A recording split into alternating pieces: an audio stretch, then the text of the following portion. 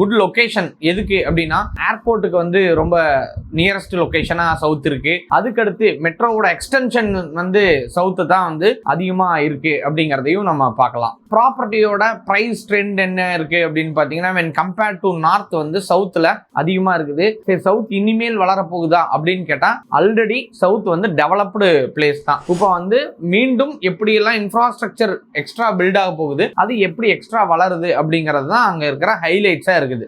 இப்போ இங்க ஒரு டார்கெட் பையரா யாரெல்லாம் இருக்கலாம் அப்படின்னா ஆப்வியஸ்லி ஐடி ப்ரொஃபஷனல்ஸ் இருக்கலாம். ஆவரேஜ் தாண்டின மிடில் கிளாஸ் பீப்புள்ஸ் வந்து பை பண்ணலாம். ஆப்வியஸ்லி என்ஆர்ஐ அவங்களும் வந்து இங்க தாராளமா இடம் வாங்கலாம். என்கிட்ட அதீத காசு இருக்குது, நான் ஒரு இடமா நான் முதலீடு போடணும் அப்படின்னு நினைச்சேன் அப்படின்னா ஸோ அதுவும் வந்து ஒரு சிட்டி பீக் சிட்டியில் நான் வாங்கி வச்சுக்கணும், அது ஒரு ரெண்டல் இன்கம் எனக்கு வந்து வாங்கி தரப்போகுது. ஒருவேளை ரெண்டல் இல்லை, நான் ஒரு நாள் நானே வந்து தங்கிக்கணும், அப்ப எனக்கு ஒரு சிட்டி தேவை தானே அப்படின்னு நினைச்சாலுமே சவுத் சென்னை ரொம்ப சூப்பரான பிளேஸ் தான்.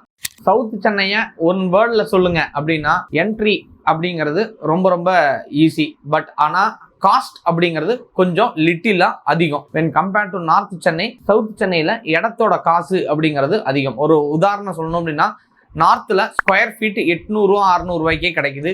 சவுத்தை பொறுத்தவரையிலும் உங்களுக்கு 2000 and above தான் நீங்க எதிர்பார்க்குற இடமா இருந்தா கண்டிப்பா அதுவும் டிஸ்டன்ஸ்ல கிடைக்கும். இதுதான் காஸ்ட் டிஃபரன்ஸ். பட் growth இருக்குதா அப்படின்னா ஸ்டடியான growth இருக்குது. ப்ராப்பர் சிட்டி தாராளமா துணிஞ்சு வாங்கலாம்.